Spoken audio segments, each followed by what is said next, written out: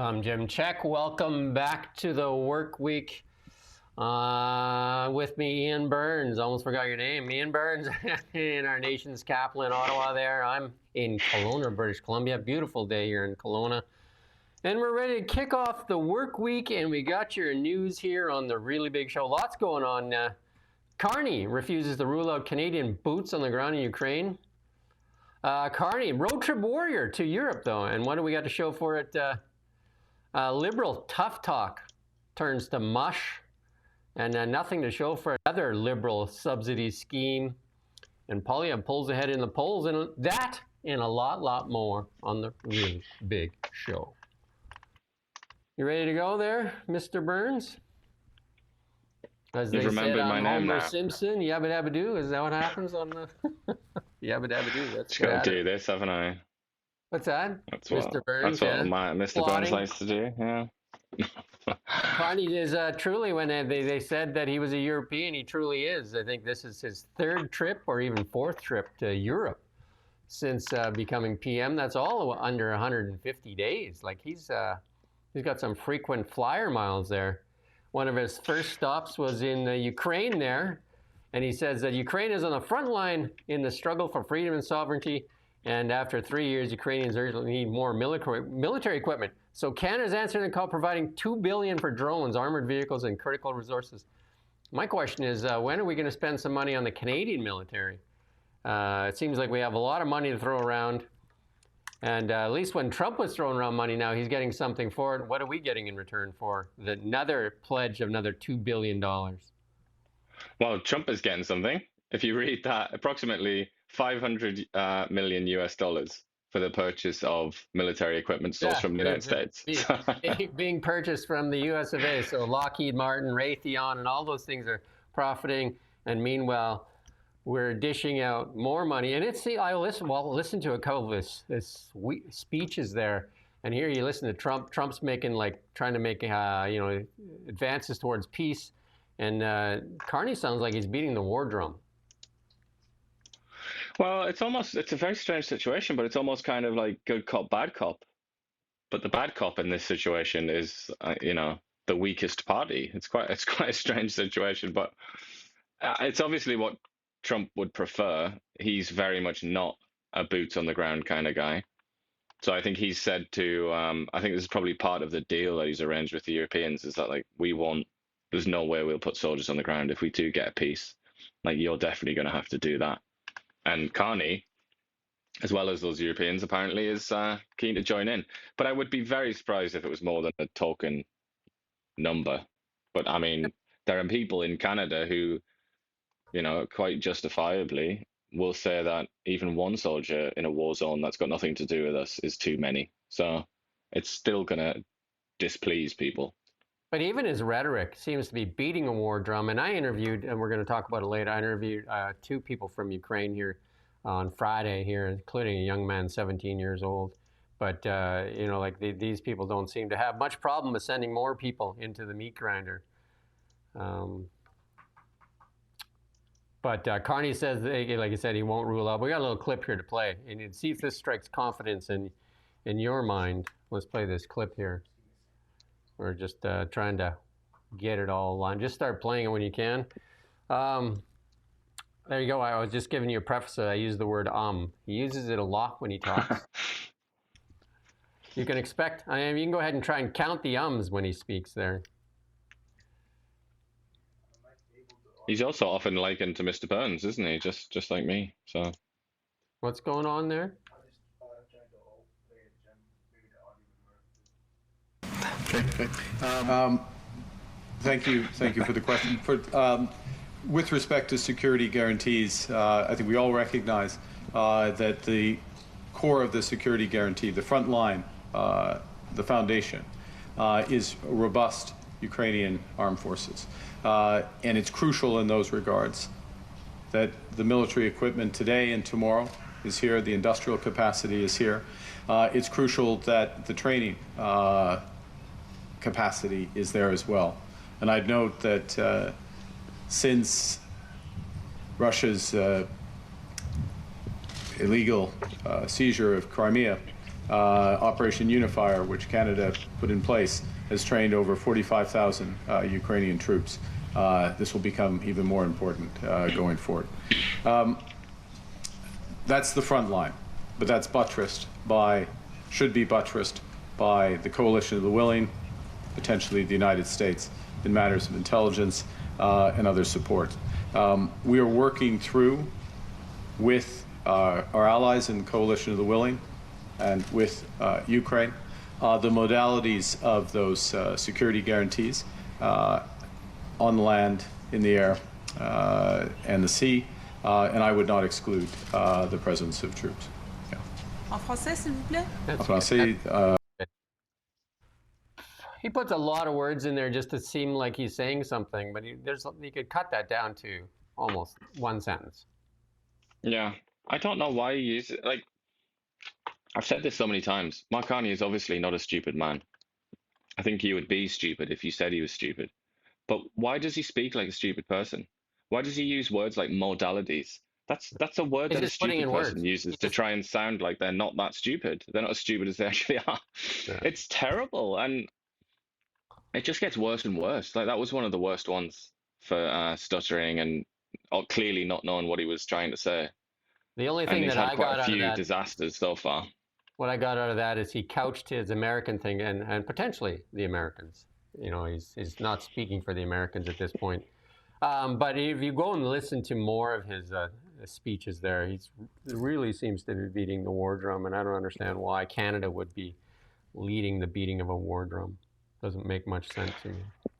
Not a lot of this has made much sense to me, really, especially since he was excluded from the big meetup at the White House. I wonder if maybe it's to try and make up lost ground because of his lack of a presence there. Not many people are going to remember that he was excluded from that big meeting. That was only last week, wasn't it? Or very recently. So now this is like a fresh news agenda. But something I found really weird is his office sent out a press release. And the second sentence of that press release is, "At this hinge moment, Ukraine is once again at the front line of the struggle between democracy and authoritarianism." I'm trying to think what you're talking about. When has that been the case in the past? And the only thing I can think of is the end of the Cold War and the fracturing of the Soviet Union. But it's not like Ukraine rebelled against the Soviet Union. Ukraine, Belarus, and Russia all decided to dismantle the Soviet Union. It was kind of based on conversations. So it wasn't like, I just don't understand what he's talking about, or, you know, the PMO is talking about. And unless they're trying to talk about the Second World War, but anybody with even a tiny, tiny bit of knowledge of the Second World War in the context of Ukraine knows that it was very, very complicated. Lots of Ukrainians fought for the Nazis and looked at the Germans as heroes. So that's not really a democracy and authoritarianism kind of struggle. I just feel like, once again, Ukraine is so complex. Eastern Europe is so complex. And I just feel like, once again, a Western power has tried and failed to understand Ukraine and Eastern Europe. And that is a little bit frightening, isn't it, when it could involve soldiers on the ground. And he did put out a few tweets there trying to stay relevant, you know, saying that he invited Zelensky to Banff there, or Kananaskis, you know, like trying to make him seem like he was relevant because he got cut out of that meeting there at the White House. And since the start of Russia's full-scale invasion in February 22, Canada has committed nearly $22 billion for assistance to Ukraine. That's the highest per capita contribution among G7 countries. And we have the lowest GDP per capita. Like, where do we keep getting the money? Like, again, like Trump says, like, you know, like, this is Europe that has to worry about this more. Why is Canada sticking its face in there giving money we don't even have? Just ridiculous. Interesting, isn't it? And we're going to talk about Poland shortly, but it's rather interesting that we're not giving them the thing that they really wanted, the Poles, which was gas, obviously, and the rest of the Europeans wanted that, which would also help us make money, which we could then use to give to Ukraine if we wanted to. At least then we would have a plan for making the money as well as giving it away. Well, a lot of this money that Canada and many other nations have given Ukraine ends up in the pockets of the American military complex. Everybody should know that too. So, you know. And yeah, and a lot of it goes to places like Turkey as well. I think that's Turkey's been a big supplier of equipment to Ukraine. So I mean, and Turkey's hardly a model democracy. It's not, and it's not necessarily a great friend of Canada's. And here it is. Trump envoy says officials working very, very hard on ending Russia-Ukraine war, where it seems like that Carney visit there was like riling it up for some strange reason. It's not like they're actually assisting in the peace talks. They're actually, it seems to be riling it up. It doesn't make any sense. But after he left Ukraine, he visited Kiev there. He's off to Poland there and just launched the Canada-Poland Strategic Partnership, moving ever closer. A lot of photo ops, a lot of talk, but not a lot of beef. You know what I mean? Like, where's the deal? Where's the beef? Like, where's a deal? Well, there's vague chat about, increase in the ties in defense and stuff like that, but it's not like a huge deal, is it? It's not something that's going to be accompanied by fireworks and national anthems and stuff like that. It's just Well, again, Canada it's just has yet another one of these Ukraine themed handshakes that we've seen so many of over the last few years. another trip to Europe, a European Union. He identifies when in a recent interview there that he identifies as European. So that's got to be a record for a Canadian Prime Minister, 3 times to Europe in less than 150 days. I can't remember another Prime Minister going there that often, and nothing to show for it yet. Nothing. Well, that's the thing, isn't it? And that's the real kick in the gonads, isn't it? Is like he promised us, and he sort of like hinged his entire campaign to be Prime Minister on this idea that we would go and find friendship in Europe, and we would find everything that we needed in Europe: defense, trade. It was all going to be there. And yet, it's only been a few short months, really, hasn't it? But as things have transpired, the Europeans have picked the Americans over Canada, because why wouldn't they? Canada wasn't even offering them anything, like, LNG or something that they might actually want. Canada was just offering them, like, let's go back and pretend that it's like the year 2000 and we live in this sort of liberal la la land. Obviously, the Europeans don't want to buy that, do they? So the Europeans have all just cut deals with Trump and don't care about Canada. They've offered a few barrels of virtue signaling. I don't know how much you get a barrel for virtue signaling, but not much. It used to be worth a lot.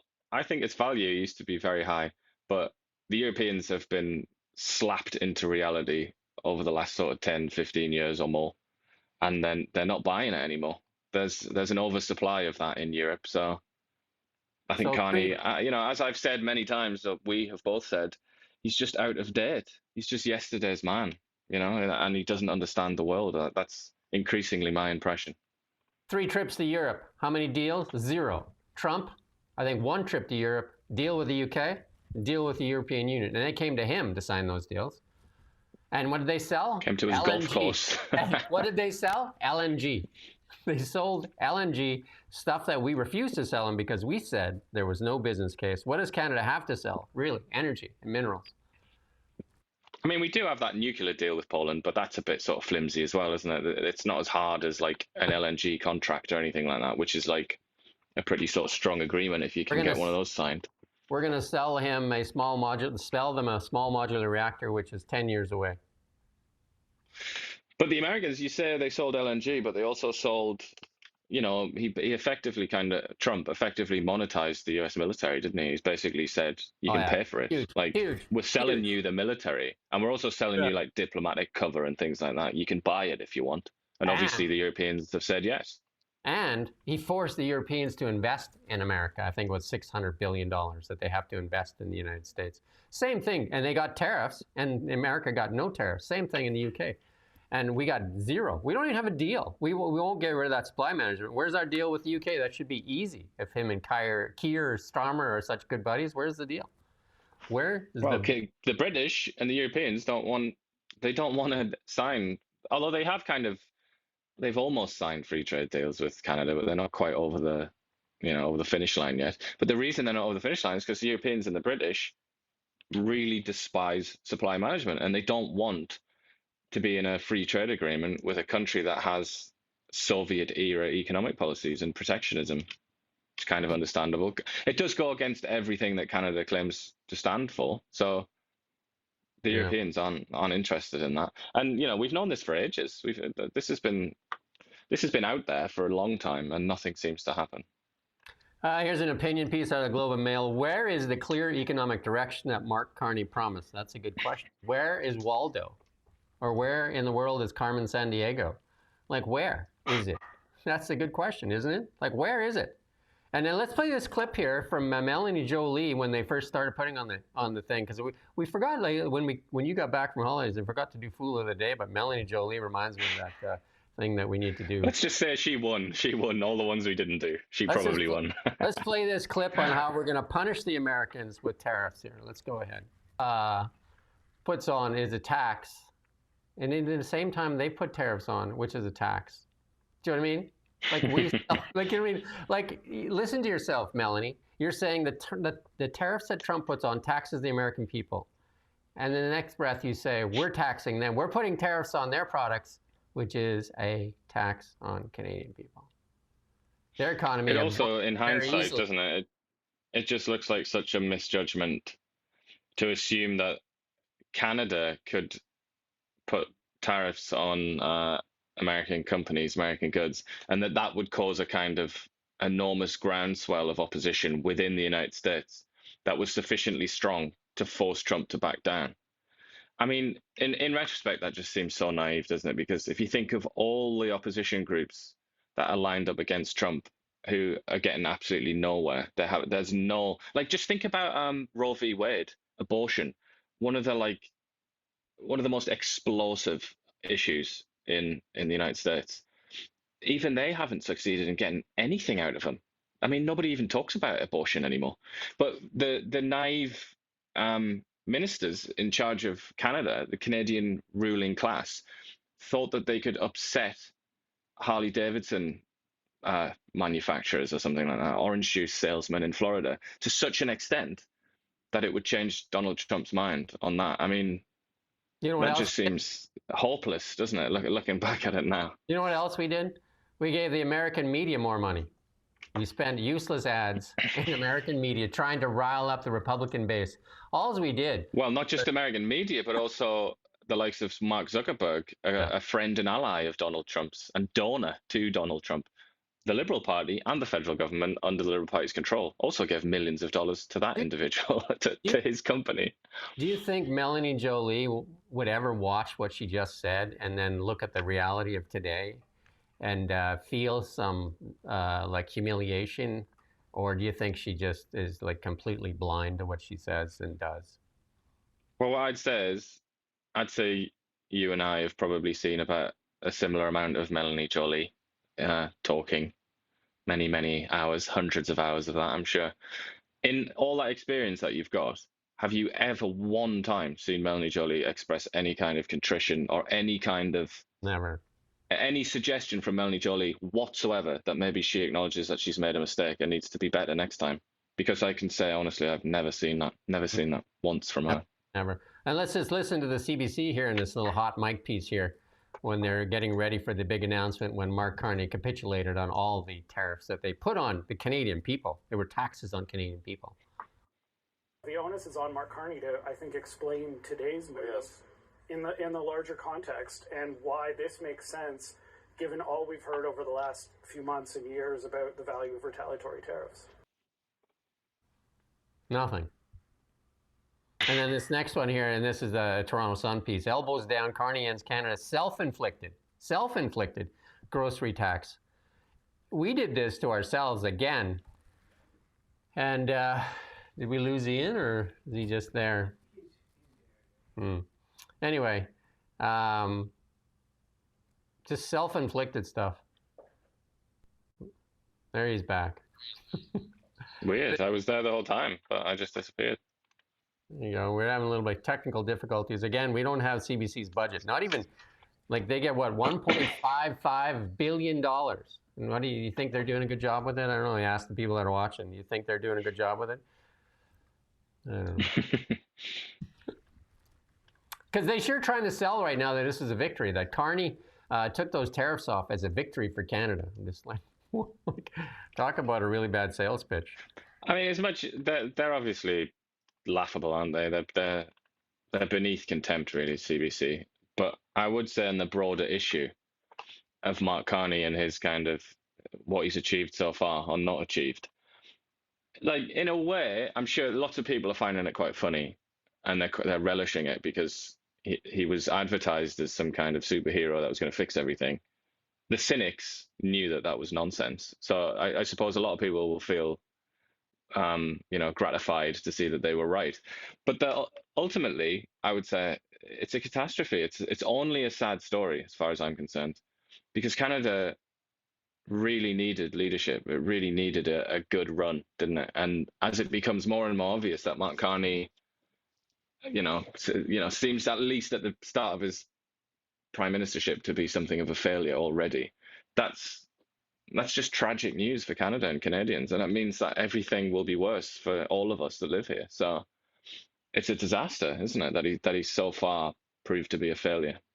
Well, this lady, the Lana Payne, we've heard from her in the past, too, the National Unifor president, says that he's gone too far with his trade concessions and said that Carney's elimination of $30 billion in retaliatory tariffs was not an option. Backing down with concessions is not an option. And she's the lady that wanted to seize assets, so you remember that? When early on she wanted to seize assets of Canadian companies that wanted to leave. She said Trump attacks autos, steel, aluminum, forestry sector, hurting Canadian workers. Walking back counter tariffs isn't an olive branch. It only enables U.S. aggression. And so she's got that, like really attack there. She uses a hockey analogy as well. This is the big game when you go hard in the corner. Oh, that was Carney telling that. You go hard in the corners, elbows up. The time of the game when we drop the gloves. It's also time, and we've already heard all this. And I mean, I'm not sure. Like, I don't even think we're playing in the same league. If the other league is the NHL, we're maybe best a junior B team at this point. Yeah, but I mean, it's interesting that she says here, Lana Payne. She says, walking back counter tariffs isn't an olive branch. It only enables more U.S. aggression. But if you look at the other sort of countries that have behaved spinelessly towards Donald Trump, like Britain, it hasn't resulted in more U.S. aggression. If anything, the Americans have been really positively disposed to Britain because Britain was so spineless and gave them everything that they wanted. So I don't think Trump doesn't seem to be. He's not operating in that way. It's not like if you give up, he'll just like destroy you completely. It's not really like that. It seems if you give up, he'll brag about how great he is to his cult. They'll love that, and then he'll actually end up being quite nice to you in bilateral relations. So I just don't think there's any evidence to back up her point there. Yeah, because I mean, Cabinet invoked those retaliatory tariffs. That was under Trudeau on March 4th, and Trudeau at the point said that Trump was trying to destroy Canada, and he said his goal is to destroy Canada and annex the country, and he was trying to drive fear. That seems what he wants. Finance Minister Chrystia Freeland said they would never surrender to punitive border taxes. If you hit us, we'll hit you back.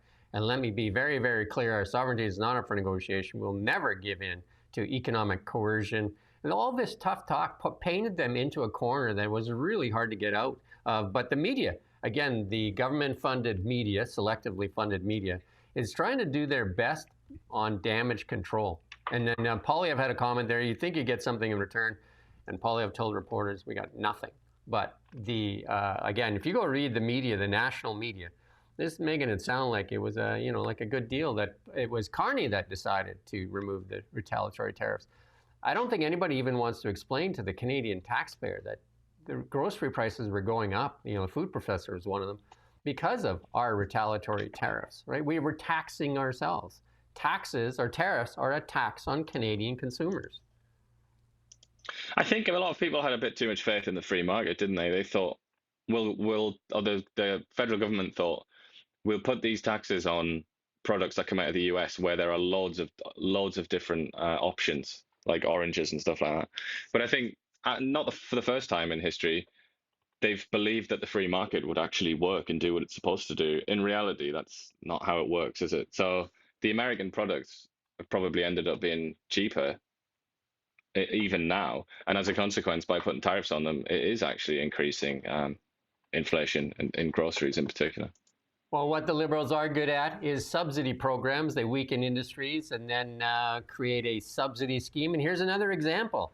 A federal subsidy program that gave away, ready for this, $130 million on a promise of promoting business startups and creating jobs, achieved neither. Imagine that. Man, are you surprised yet? Says the Department of Industry report, auditors could not identify a single startup or count any net job creation, despite claims of then Trade Minister Mary Nigg. Fund receipts reported using funds for startups, even though not funded for this purpose.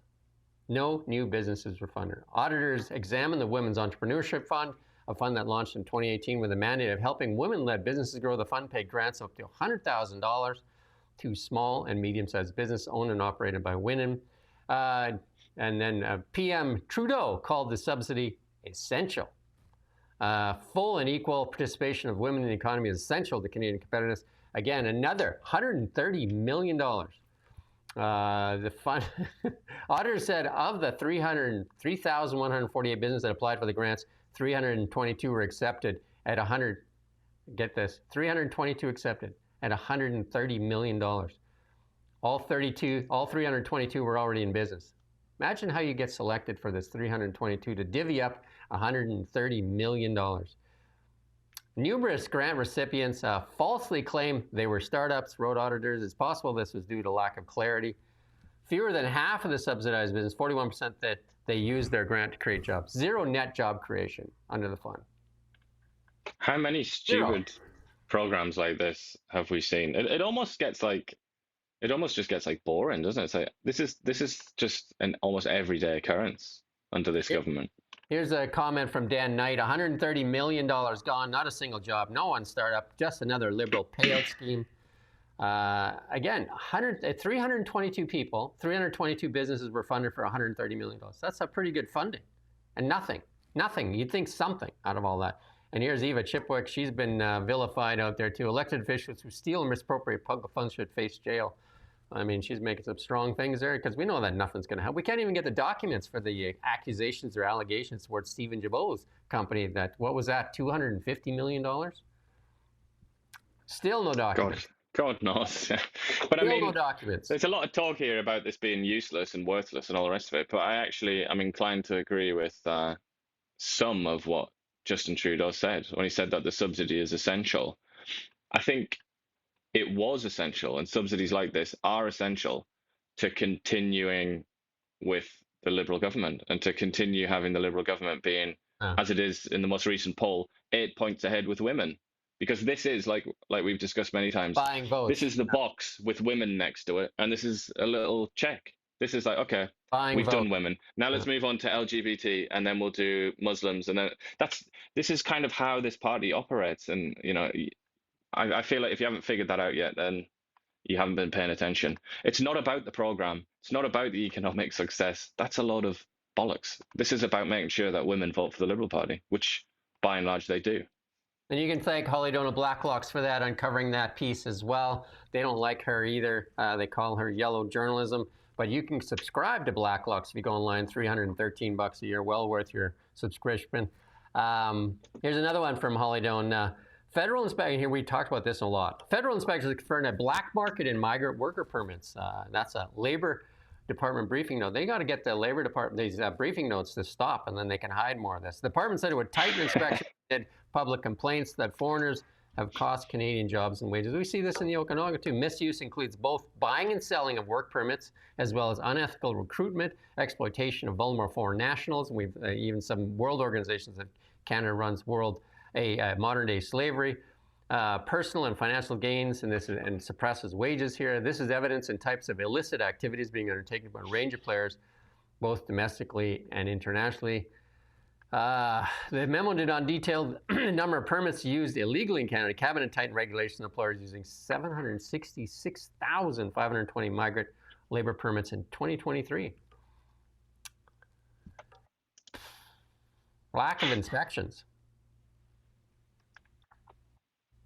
It's just, you just got to shake your head. Who's surprised? You just got to shake your head and just wonder. Cabinet in 2024 reduced 12-month work permits to 6 months. Low wage immigrants hired by restaurateurs and hotel keepers were capped at 20% of the payroll from previous 30%.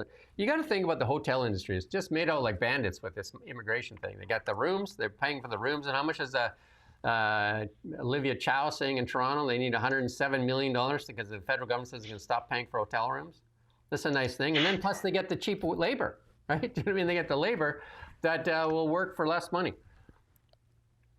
It's nothing less than a war, a total war against Canadian labour in an abstract sense, against wages, Absolutely. really. And what if we just scroll up? Look at Lana Payne there. Has she ever said anything about this? This great hero of the working class? Somehow I think the answer to that is no. It's comedy. Or it's so sad. It's a tragic comedy. And then we got a clip here from Pierre Poilievre on the castle law, because that's another thing that's big in the news right now, the castle law that the United States has, and no castle law here in Canada. The law needs to be clear that if someone comes into your house uninvited to steal your property or harm your family, you need to be able to do whatever is necessary to stop them. And my message to the criminal thugs who are invading the homes of Canadians in unprecedented numbers because of Liberal laws is that you should be in serious danger if you go into someone's house illegally and try to harm them. If you don't want to be harmed, then don't invade someone's house and don't threaten their security. The law needs to be very clear that people have the right to defend their homes and their families against lawbreakers. So the Americans have the castle law, and we played this, I think, last week, where we showed the difference between Toronto police advice, where they said, just leave your keys at the front door, so when they break in, they don't disturb you, they just steal your car. And in the United States, the sheriff said, do us a favor and shoot them, save the taxpayer some money. Yeah. And because they have the castle law there, and we're going to talk about a little later the other law they have there, which many people confuse in Canada as having, and then I did that interview that's actually doing really well, is with Amy Ham's lawyer, Lisa Bildy, and saying the Americans have exported all their culture wars, but none of the First Amendment protections of freedom of speech. And we're seeing that in Europe and that too, right? And UK, another bad place there, right? But the castle law, I mean, I don't know, like, I mean, if you're in your own home, I don't know, are you going to allow your family to be hurt because you're worried about, you know, like, Canada's lax laws on people that break into your home, or are you going to defend your family? The worst thing of all is, I'm sure you've taken part in conversations with people, like thought experiments about what you would do. The worst thing of all is, it's a very strong point, and it'll often be made in these discussions, is, all right, so let's say you do, so you kill a person or you seriously hurt someone that's invading your home. Are you then, in the long run, actually going to do more damage to your family than would have been done otherwise, because you're going to go to prison for 20 years or something like that, and then your family will be deprived of a father and a husband and all the rest of it? And it's so sad, that, isn't it? But it almost comes down to being the rational thing to do based on the incentives and the structure of the legal arrangement. The rational thing to do is almost to hide or run away, isn't it? Because that's what the laws create. The laws create that situation. Yeah. What if you don't have a choice? What if they're about to kill one of your family members?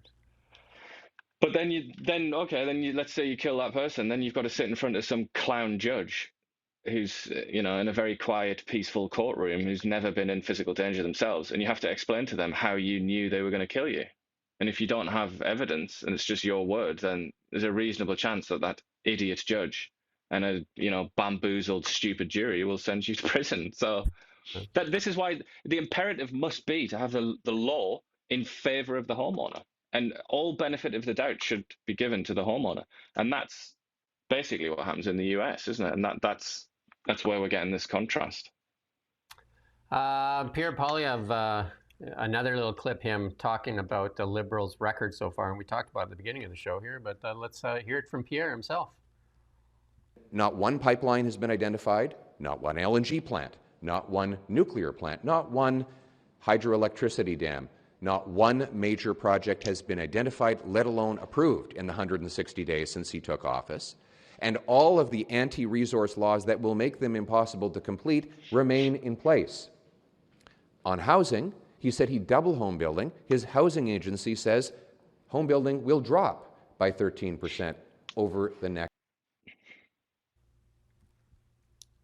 So what has he got done so far? Jack, you can finish that sentence. Nothing. I don't know anything. You got anything? Carbon tax was removed. Bill C5 was passed. Well, the carbon tax was removed, but the industrial carbon tax, military spending promised to be increased. That's another thing. Yeah. promises. And what was that? A Johnny Cash song, Never Promised You a Rose Garden? Who was that song? I can't even remember who sang that. But Not sure. Anyway, a new survey shows that for the first time since the election, the Conservatives pulling ahead. And then you've got actually a little graph here showing that generational divides narrowing. Again, the boomers seeming to like it. I post a lot on my LinkedIn if you ever want to go see it on LinkedIn. And the people that definitely are very favorable to Mark Carney are, I would say, I've been trying to figure this out, it's more the university kind of like older boomers, kind of like not entrepreneurs, but just like people that have worked in, obviously people that work in government and that, and definitely young people favor, because they've been priced out of the market in so many different ways. So I think they would have been in the market for a sort of proper left-wing party as well, but that opportunity was taken away from them, wasn't it, by Jagmeet Singh's incompetence and extraordinarily foolish behavior. So I think those younger people lost that opportunity that they would usually have taken to vote for the NDP or whatever, some left-wing party. That tends to be what happens when that's on the menu, when there's like a strong left party on the menu. But in the absence of that, they seem to have either not voted or gone for the Liberals. But when it comes to people that work for the government, that's just kind of rational, isn't it? That's like self-preservation, because the Liberal Party has pumped the public sector so much, especially in the last sort of 5 years. Many of them will owe their jobs in the first place to the Liberal Party. So it's something that you often see actually in sub-Saharan Africa, that kind of patronage system where you vote for your guy and he gets you work, he gets you a job. And it's kind of the Liberal Party starting to resemble that a bit, as well as the patronage in terms of like what they dish out to various ethnic groups. Like we've seen that with the Palestinian recognition and all this talk about Islamophobia. That's an attempt to really nail down the Muslim vote and kind of just rack up all these like demographic groups, make sure that they're all Liberal voters. We talk about this a bit too. Like BC again in the top, I think the second top there, the most expensive place to buy a used car. Look at that. You can travel. This is from Well Simple. You can travel from coast to coast, and you can pay for all your rooms and everything, 10 nights in hotels and out of province inspection fees and all that, and still save $4,000 if you went from BC all the way to Quebec or Newfoundland to buy a car. Same car. Wow. Hey? But then you would get shafted, wouldn't you, trying to bring it back? No, that's after you pay for everything. Oh, okay, that's actually included. Wow. That's ridiculous, isn't it? One economy. British Columbia. What a place to be. And I'm not sure what's going on in Saskatchewan there. They're usually a bit better than that, aren't they? Yeah. It's just the West in general looks pretty tough. I guess it's just because of the distances involved or something. Yeah. You'd think Ontario would be better. Well, Ontario tends to live up to its nickname of unterrible quite a lot. Our last story from the Blacklocks here today. Canada shows slight improvement in easing a chronic shortage of doctors and nurses, and that's according to a Department of Health briefing note. The department noted there are still tens of thousands of foreign-trained healthcare professionals who don't get to work in the medical field, and that's what Poilievre said, that he was going to fast-track all this stuff, and we're still dragging our feet on this. Canada's health workforce is facing several challenges, including supply shortages, difficulties retaining, and health worker burnout, because there's just too many people for too few healthcare workers. And they're currently shortage of 23,000 family physicians and 28,000 registered nurses. The department in 2023 memo puts shortages as 89,995. The February 17th report, Caring for Canadians, put the shortage at 68,000. The improvement went unexplained. And then there's lots of burnout because people are working too hard. I know 2 people that work in the healthcare industry and said it's just the amount of hours that they're asked to put in is astronomical. Very deep problem, isn't it? I did a good interview. I've interviewed a Dennis Storchuk with the Friends of Ukraine there here a couple times, but he brought in a young man, 17-year-old, Max Makvachuk, and I had a really candid discussion with Max Makvachuk, whose dad is fighting in the front lines in Ukraine, and he's got lots of friends in the front lines of Ukraine. It's an interview well worth watching because he talks about it from, he shared some stories from his father, and then he also shared some stories from his friends. He also showed me a map that was lit up with drones. And he said in the beginning of the war that there was like you would see like 100 of these things on this map in the front lines there. And now it's like swarms, like 500 drones up in the air, just like, like bees. And it's just a meat grinder of amount of people being, and he can't get his work permit here in Canada. He can't get his permanent residency. He can't get it. Very, very odd. One of the reasons we did the interview is like, why wouldn't Canada, he's working, why wouldn't Canada allow him to stay? Because if he gets sent back, you know where he's going. Yeah, well, what do you say, 17? So that I think he needs to be 18, doesn't he? But soon, certainly. Yeah. So if he can't, but they say that they can't seem to do. They said, if you go watch the interview, they said his English wasn't good enough. And I said, have you called Revenue Canada? Have you called Revenue Canada? They work at Revenue Canada. They can't speak English. Yeah. Yeah, definitely. Do you know what I mean? And they said, go watch the interview and get blown away. This kid speaks good English. And they said his English wasn't good enough for him to get permanent residency. Did they want him to go back into the meat grinder? Is that what they want? Because that doesn't make sense. But you also you have so many people in Canada from other countries that really don't have much of a fondness for this country, to put it lightly. And they're allowed, they're given citizenship in many cases, whereas this unfortunate chap is being told to bugger off, even though he's working. He's quite fond of Canada. He's actually paying taxes. Go watch the interview. It's well worth your time to watch. It really lets you give you an insight of this young man who, in the next little while may be packing a gun. He talks about what his friends are packing on them and all that too, and he talks about he was in a military school as well before he left Ukraine. But maybe you can get a job operating the drones. That's probably one of the safer things to do. But he talked about what the Russian or the Ukraine troops thought of the Russian troops too that were advancing. So it's an interesting discussion. Well worth your time to go watch. It's on Kelowna Now or on this YouTube channel here. You can go watch it and share it if you could. And this is what's going on in England right now. And we're going to play a small clip here, and you can tell us about it because you're from the jolly old England where they fly the Union Jack. Apparently, Bird just crashed into the window there. Let's play this clip. Won't let you in because you've got England flags on. Yes, not letting people in because of England flags. Why? Because it's a simple rule by management. Simple rule by management. Can I request that you don't video our staff, please? It's a kind request. Nah, I'm asking you why you're not letting people in with England flags in England. I'm happy to serve everyone as long as they're in normal clothes. No, I just want to put it online and show that this pub, what is this pub? The Manor. The Manor and their management are refusing people with England flags. We are not involving ourselves in any of these process. It's not a protest wearing an England flag. You're like the one from, Trump. That's good. So is that a real deal?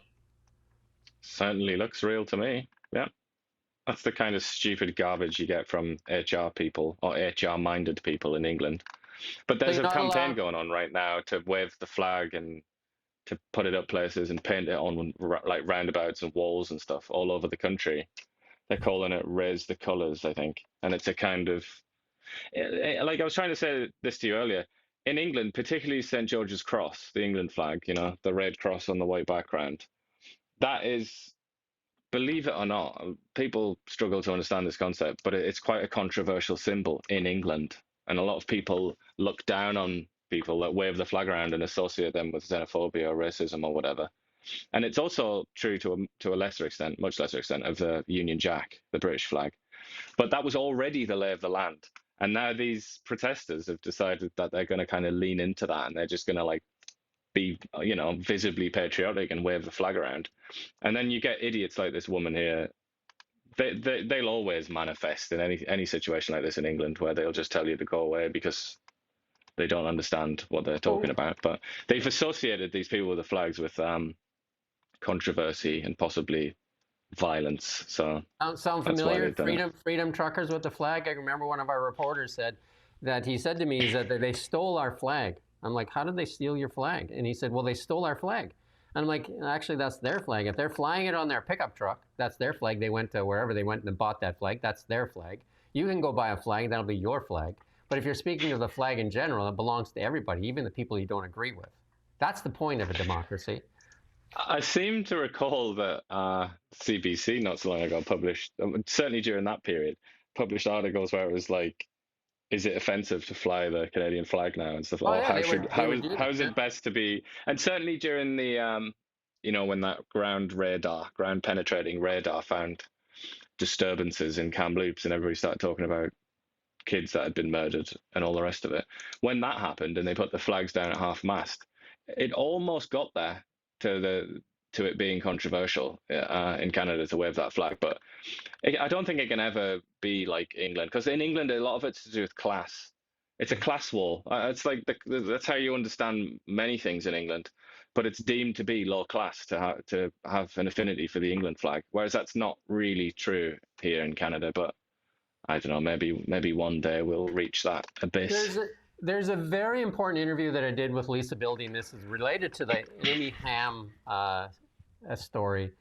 But she raises a really strong point, and it relates to this as well, is that the Americans kind of control the media in the world as well, including the military, the economy, and all those things. And they export many of their culture wars into the world, in which they get them. But they don't have the protections like in our society. Like we have a Westminster parliamentary system, and our charter is a lot different than their freedom of expression in their Bill of Rights, their First Amendment clause. We don't have that, but a lot of people watch American television and think they have First Amendment rights here in Canada. They don't have First Amendment. We have these limitation clauses. And Lisa explains it very well, whereas in Canada, she read the paragraph, and then she said, our governments have been working very hard to constrain freedom of speech as opposed to try to expand freedom of speech, because you can interpret that clause very very generously in the Charter of Rights. And so the Americans are basically an absolute country for freedom of speech. That's their number one. That's their First Amendment right. And here he goes. Here's Trump showing how much this First Amendment rights. And now they're putting out a thing. I think he did an executive order today. Anybody that burns an American flag will do 1 year in jail. And like in Canada, you can do a lot of things to the flag. And the same thing in the UK right now. You can't even display it without getting told that you're not allowed in establishments because you're practicing what you think is your freedom of expression to show a flag. Yeah, indeed. I mean, it's such a strong point that about the First Amendment, but something else that we didn't mention is that probably half of the population, or around about that, in the US would like to get rid of the First Amendment. And certainly when it comes to the ruling class in the United States, I'd say it's probably more than half would like to kill that amendment. They don't like it one bit, and they don't like the Second Amendment either, obviously. But it's just the fact that the American system was created in such a way that it's very, very, very hard to change the US Constitution. So what James Madison wrote, 200 and whatever years ago, it kind of sticks, even though it was written at a time. It was written at a time when in England, because James Madison was basically an Englishman, as they all were, George Washington and all the rest of them. They just had English ideas, common law, and some relatively new English ideas from the Glorious Revolution and all that kind of thing. And they were just swimming in that environment. But the thing is, hundreds of years later, as we are now, it's so different. We're not like that anymore. And if you really want an example of that, look at England. England used to actually be the freest country in the world, and it's now authoritarian, I would say. I don't think it's unreasonable or like quirky or weird to call England an authoritarian country now, because it is a kind of soft authoritarianism. So that's happened everywhere, and it's even happened in the US. But because of this like legal quirk almost, they still have this constitution, so they still have to honor that First Amendment. It's just kind of like a relic at this point. It's almost like those people in the past had to look into the future and put some protections in place. And that's what Lisa says, too. She said the Biden administration tried to short-circuit the First Amendment by going behind closed doors and bullying the social media platforms like Facebook, and they did with X and Facebook and YouTube and all that. And she said that was trying to skirt the First Amendment, and now they're starting to feel punishments for that. Even seen Mark Zuckerberg said we were forced to do it. And, like same thing with Jack Dorsey and all those guys coming out and saying it was, it was coercion. But so there's some lawsuits and that are happening with that right now. But that protection. The First Amendment allowed that to happen. But yeah, that's because of the First Amendment. And you say it's almost like they looked into the future. Yeah, it almost is. They were so prescient, the American founding fathers, particularly Thomas Jefferson, but also James Madison and so many of them. They were so smart. And they also understood human nature. So they understood that even if they founded this glorious republic that was based on freedom and all the old English ideas of liberty, they knew that there was a very real possibility that it would be taken over by tyrants and authoritarians and, all the rest of the rabble of the human species. And obviously they were right. And many times in American history, the attempt has been made to try and take control of America and run it along authoritarian lines. But the Constitution that they conceived in the late 18th century has kept them going this long. And, as you mentioned the punishments that they now receive and all the rest of it, that's because of the First Amendment. So it obviously still works. Yeah. So you can go watch that interview with Lisa Bildy. It's really well worth your time. It's on Now Media's. Or this YouTube channel you're watching right now. It's on Kelowna Now. It's on my LinkedIn. It's on my X. It's there. It's well worth your time to watch. She explains it very, very well. And I also interviewed Gavin Dew last week. Gavin Dew, MLA for Kelowna Mission here. He says BC has the lowest business confidence in Canada, but all NDP government does is blame tariffs while dragging its heels on long-standing issues. Again, go watch that interview as well. A really good interview. But I wanted to talk about this. An independent journalist did this piece here. We're going to play a small clip of it. It's well worth your time to go find it, too. It's about 13 minutes long. And trucking has become front and center in Canada and the U.S. And in the U.S., it really became front and center because of that illegal U-turn by the trucker there that was actually got his license, obviously not for full testing, and killed 3 people. He did an illegal U-turn on a turnpike in Florida. And it's been extradited to Florida to face charges there. And there's like 2.5 million people who signed a petition to let him go, just give him community hours. Crazy. Anyway, this independent journalist here, Mocha Bearsigan, interviews this Canadian-born Punjabi trucker, and he unloads on the. This thing has had millions of views already, so you may have already seen it. But I'll just give you a small clip of it. Here. He didn't think that like fucking he killed somebody. He had no fucking remorse, and that's what these guys are all like. This guy just got caught. But they do this every day. They hit people, they crash into people, they cause accidents, casualties all the time. Since these immigrants started coming here, our truck insurance doubled up. So do you have a message to what you call the Indian employers?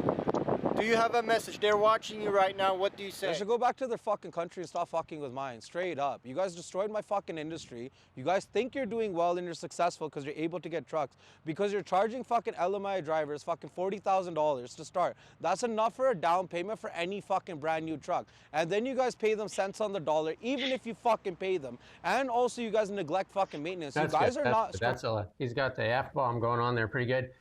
Go watch that full interview, and it talks about, because the trucking is real, because this Global did a investigative piece where they actually went and interviewed, and you could basically buy your license here in Ontario. You could buy your license for trucking, and these things are like 50 tons. And when you meet a car, which is what, 2 tons, like you just think mass. I mean, you don't have to be much a physics major to figure that out. If you go watch that full clip of that accident on the turnpike too, those 3 people were decapitated. They're just driving along, and it could be anybody's family. And we see these accidents. And I mean, you go to Calgary, from Kelowna to Calgary, you see these accidents along where these trucks, they're all over the ditches, and you know, like it's crazy. And what they are doing in Florida now, the entire state of Florida now will be using truck weigh stations as checkpoints to make sure that the people are that are licensed properly. Maybe something that should happen here in Canada, because the CVSE can't keep up. They've closed most of the weigh stations. You know what I mean? Like they used to have these weigh stations all over the place. Most of them have been closed, or they're automated, right? You just walk through and you drive through and the computer picks it up or whatever. That's it. But now trucks are, you know, like a lot of those used to have people in those weigh stations. Yeah. I mean, I can't help but notice and point out that extraordinary difficulty that even a citizen, never mind a non-citizen, experiences when they try and obtain a gun in this country. I mean, and all the rules and everything attached to it, and how politically how sensitive that is because of the idea that it could kill people.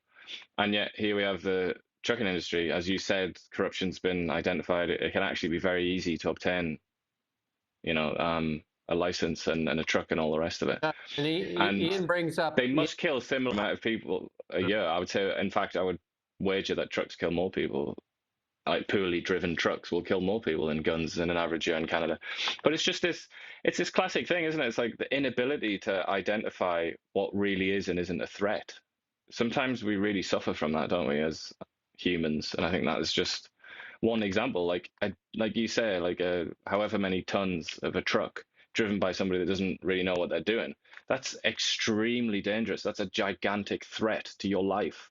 And yet it's almost looked upon as if it's like a business licensing issue or something. It's like a commercial question or something like that, rather than a life and death question. You would think that the mainstream media, the government-funded, selectively funded media, would be picking up on this story like crazy, because we have our own Canadian shame on this. Humboldt, Saskatchewan, and some of our viewers have pointed this out. In Swift Current Broncos, how many young hockey boys were killed when that truck blew through the stop sign there in Saskatchewan and killing those hockey players? You're saying, why is this not an issue? There's a gigantic elephant in the room between us here, isn't there? Stopping us from speaking, which is that it's about primarily people from India. The drivers come from India, and that's what that guy was saying there. This Punjabi fella just said that.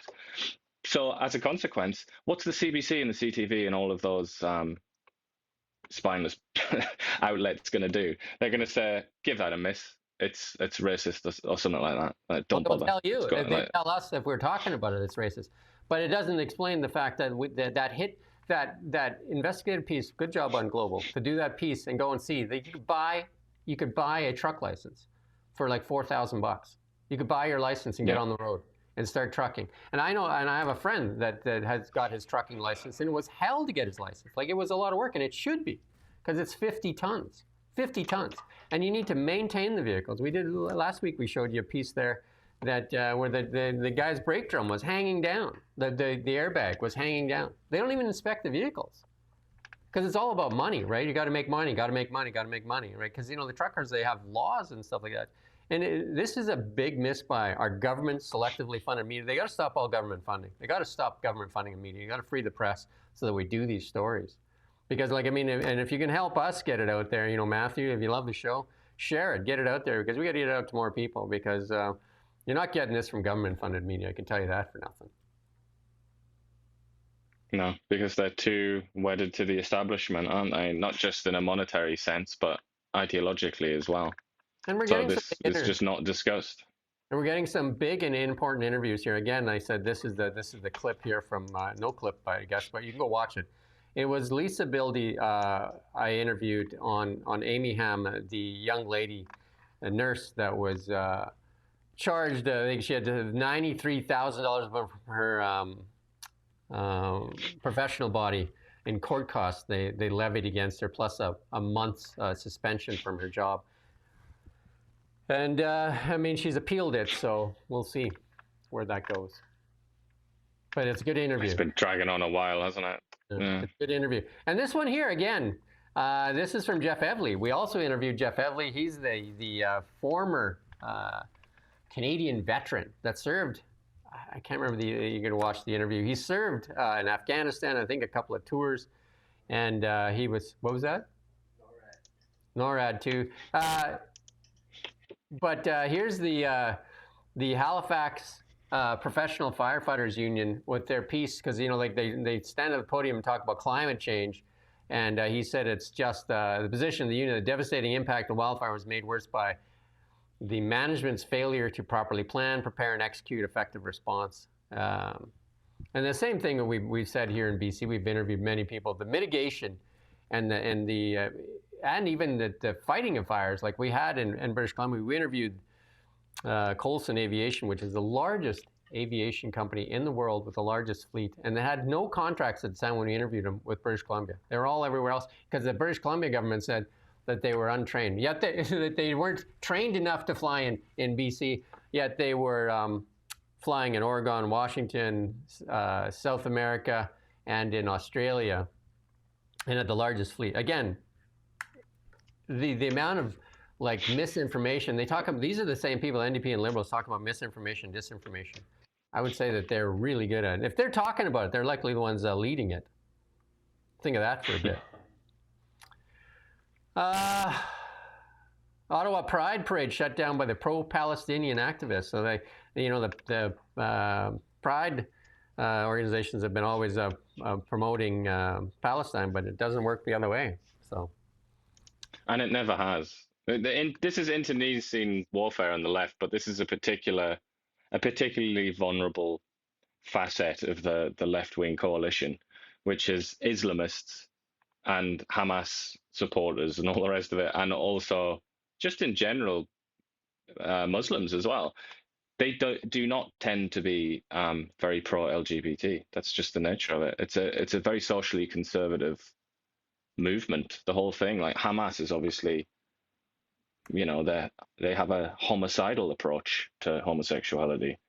And they're the ones who are in charge of Gaza, and it's not much better in the West Bank. So it's just people often point out the contradictions within the left-wing coalition and how so many of them are kind of hate each other by instinct, and this is just an example of it in a particularly sort of obvious way. How many stories do you think the selectively government-funded media has done on people not in favor of the vaccine? How many stories do you think have been done here in Canada? Because we sure do a lot on pro-vaccine, and this one here again is some Albertans forced to pay $100 for the COVID shot. Well, just if you want to take it, you can come here to BC and you can have mine if you're worried about the $100 shot. Well, BC doesn't let people with who are registered out of province go in there, so BC aren't. They're not giving it away. I'll go in with you. You can substitute my arm for it or whatever. Get in touch with some of the people who sell those migrant worker permits or something like that. They'll sort you out. So, because health workers and certain seniors are among those who will get the free alongside pregnant women, obese people, and mentally unwell. So you have ways of getting it. And I think a lot of Canadians could probably, with the economy here, say that they're mentally unwell. But I was going to say, it's the fall. If you need it this that is about bad. the fall shot. If you need it that bad, you could better start your fast food regime today until you can be qualified as obese, and then you're sorted. Yeah, there you go. And this because we promised to do a text thing last year, but we didn't. But we'll try to do it here. But this a guy I follow, 3 Teslas cost less than $1 a day to operate combined. They're only paying 2 cents a kilowatt hour. There you go. I just mounted on mine. I just mounted on mine a Starlink dish. So I put a roof rack on it, and I put a Starlink dish on it, so it's got connectivity. We can use it for news. We can go anywhere. It'll be an emergency response vehicle for news and everything. So, a news hub. And then what we didn't do last week too is we didn't do a lot of our memes. We're gonna brought the memes back here because we just got enough time here. And then here's this is the funny section though, so don't get all worked up. This is the fun part. Here's because we always look for file photos when we're doing stories, and we have one now to use for Mark Carney. And then Quebec pulled all the American liquor off the shelves, and they said that some of it's gone now. They don't know where it went. It's uncanny valley, that, isn't it? I'm not sure I like that. And then the elbows up after they capitulated there, some imposing shots there. And then you gotta love this. This is the best shot ever, and you're gonna play the video. You should put that in your phone whenever you're talking with anybody that's telling you that you got to put your elbows up. Just play that clip over and over. We're not going to play the clip. We played it too many times, but there you go. Elbows up. I wish we did play it. It's got a lot of value, I think. Mark Carney's nondescript head there with his little hoodie on. I think if you're getting married these days, instead of the chicken dance, which I'm sure many Canadians know, you know the chicken dance, don't you? Familiar with it? Yeah. The elbows up dance has got to replace the chicken dance. Yeah, that didn't last long, did it, though, the elbows up dance? Well, the government selected media there. You got that interview with Michael Geist this week, do you not? Yeah, I've got something tentatively lined up. That should be a very interesting one. We got lots on the go here. We're doing the story. We're working on competition for capital too. That's a tough one because we're not winning that battle for competition for capital. That's what old Mark Carney should be talking about. It should be here. Should have a parliament in session. Should be here in Canada, and trying to convince people to invest in Canada. Because how are you like? Right now, it just looks like he's getting like three trips to Europe, all on the taxpayer dime. And promising billions. I mean, of course, you're like Santa Claus when you're there. If you're $2 billion to Zelensky, you can probably get yourself a nice meal with that. And meanwhile, Canadians can't buy groceries. But hey, it doesn't. It's not going to play well, is it, with certain people? Especially when you look at that poll that shows the Tories ahead. I mean, the main reason is cost of living. People are still, really struggling, and it's not really been addressed, has it, by Mark Carney? He's said he's going to, but it hasn't actually happened. Fool of the day? Is there a contest for that? Or is it an automatic win? I think we've invited her on, so she's won. Really, that's how it works. Yeah, she's clearly a winner. Of that, at least. That's the one area of life that she's a guaranteed winner. And then the liberal funding schemes they got to be like, I don't know, like maybe we should do a top 10 list of liberal funding schemes that went south. Because there's a few. Well, it'd be hard to narrow it down to 10, wouldn't it? That Serb one, I mean, they're still trying to collect money from people because they doled that out to anybody. They just Anyway. Yep. We must obviously have a lot of money to throw around. That's it. That's a show. A lot of money that we can borrow from, Sure. international money markets. That's the show for today. We're back tomorrow. If you could like and share and subscribe and do all those great things, that'll help us get it out there to more people. That would be appreciated as well. If you like what you see, again, we don't get the amount of money that CBC gets. Actually, zero of it. But at one point, do you think you're getting value? There's a question to ask people watching. Do you think you're getting value from $1.55 billion from the CBC? I don't know. All right, cheers. See you tomorrow. Thanks for watching Now Media. We don't just report the news. We live here too. We're your neighbors, bringing you stories that matter to all of us. No government funding, no outside influence.